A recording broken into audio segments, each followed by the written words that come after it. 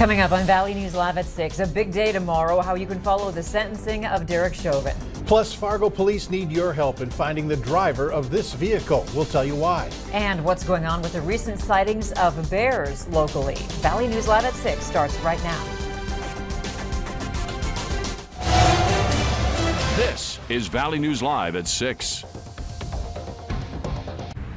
It's the moment many people across the country have been waiting for. It's nearly here. Former Minneapolis police officer Derek Chauvin is scheduled to be sentenced tomorrow afternoon. There are a number of factors that could lead to prosecutors getting what they want. Those factors include Chauvin abusing a position of trust and authority as a police officer. He treated George Floyd with particular cruelty. Children were present at the time of the crime and committing a crime with a group of at least 3 other people around. Prosecutors also asked for victim impact statements this week. One criminal attorney says it could affect the sentencing. I would imagine the judge would consider it in terms of how much greater the sentence should be on Mr. Chauvin. State law under 611A of our statutes does allow to have community impact statements, but it says nothing about whether the entire state or nation can come in. We'll be streaming Chauvin's sentencing tomorrow at 1:30 in the afternoon on our website, valleynewslive.com, and our Facebook page. Minnesota's court system could allow expanded camera coverage of criminal proceedings following Derek Chauvin's trial. The state Supreme Court says it's time to consider amending the current rules to accommodate broader public access. The order doesn't specifically cite Chauvin's trial, which was Minnesota's first criminal case in which TV coverage was allowed from jury selection through the verdict. A media law expert says the order is a good sign that the state court system will open up more proceedings to cameras and live streaming technology. With the drought exhausting other options, most counties in North Dakota will be opening CRP land for emergency grazing. The land will be opened on a case-by-case basis, and applications have to be done working with the landowner. The program kicks off at the start of August, though state staff are working to open it sooner. Well, buy yourself some more time until you can figure out what the next step is. This is all short-term type of solutions to your operation. It's not long-term. The CRP is run through the federal government, so their permission is needed to move up the start date for emergency grazing. Pretty nice weather out there right now. In fact, it's been that way throughout this Thursday. Let's find out if there's any trouble to come tonight. Hutch? No trouble from these two, a doe and her baby out there as we head into the evening hours. Rick sent this in. Thanks so much. What a beautiful shot. A beautiful evening to be outdoors. Temperatures a little cooler for many of us. Still hot though in South Dakota and along the South Dakota border where we have mid to upper 80s. It's in the mid 70s in much of northern Minnesota. We do have some clouds spilling in along Highway 200 and points north. There were some sprinkles moving over Carrington. Those are all but drying up with some more robust rainfall activity out to the west. Those clouds could impact your viewing of that supermoon that is going to take place tonight. Temperatures will be slipping back into the 70s once we get past sunset. It looks like a very quiet evening with increasing clouds into the overnight hours. I'll have details on some showers heading our way, and we'll talk about where things may be a little too cloudy to enjoy that supermoon coming up here in just a few minutes. Hope not. All right, thanks. Police just released this picture of a vehicle that could be related to the shots fired call in downtown Fargo early this morning. It happened in the 300 block of Roberts Street North. Police say the car they're looking for is a silver or gray sedan with darker colored fenders. They also say the car appears to have a spare tire for the front passenger side or even both front tires. If you have any information as to who this may be, you can call the number on your screen and leave your tip. The first case of the Delta variant of the coronavirus has been detected in North Dakota. This strain was first discovered in India.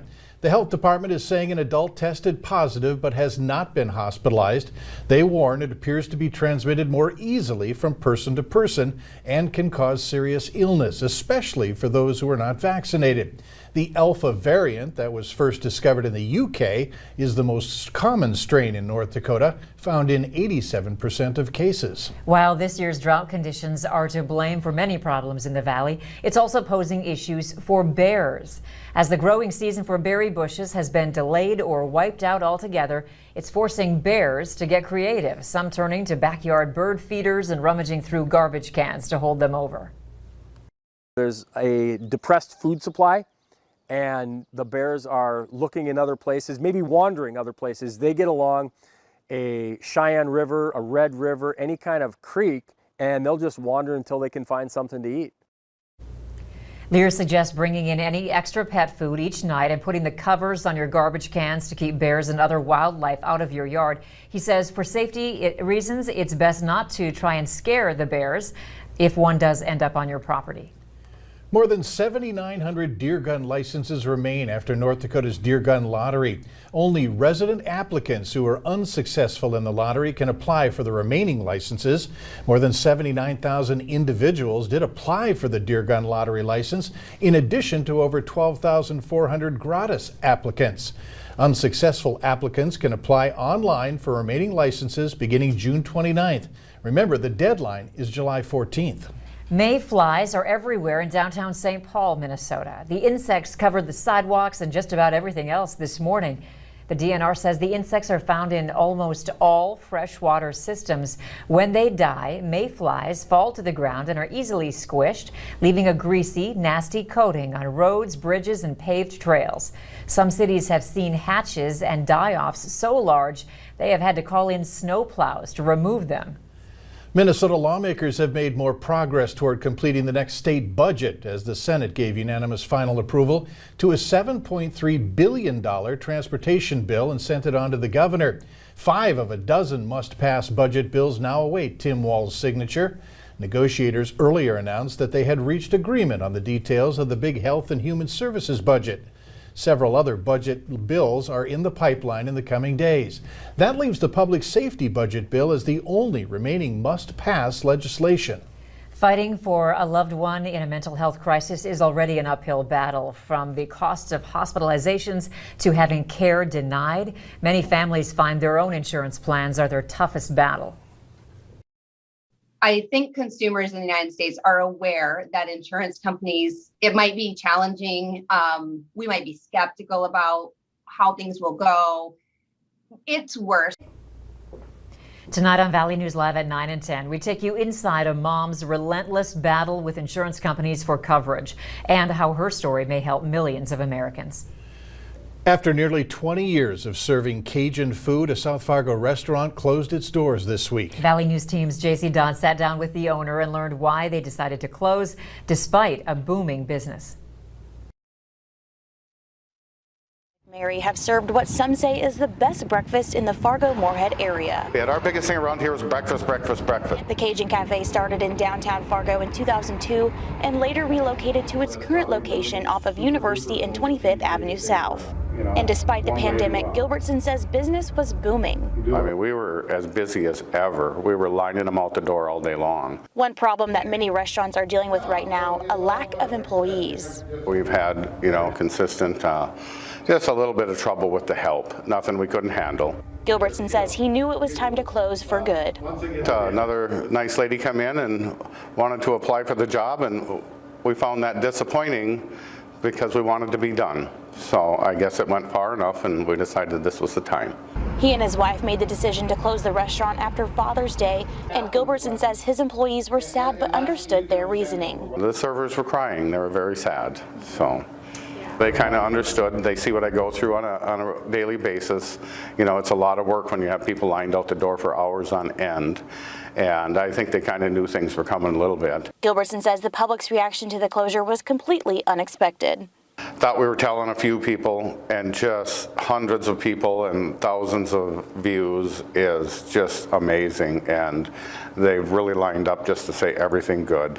And although he is sad to say goodbye to the cafe. Well, it's actually exciting. It hurts a little bit giving up a good job where you're making money. It's exciting to have some days off and wonder what to do with them. In Fargo, J.C. Dodd, Valley News Live. The days off. It always works for you, right? Gilbertson says all of the support he and his wife have received is overwhelming and very appreciated, and he looks forward to working with different restaurants throughout the FM area in the future. Make sure you stick around for sports. Beth Houle talks with Carson Wentz, who's in Fargo.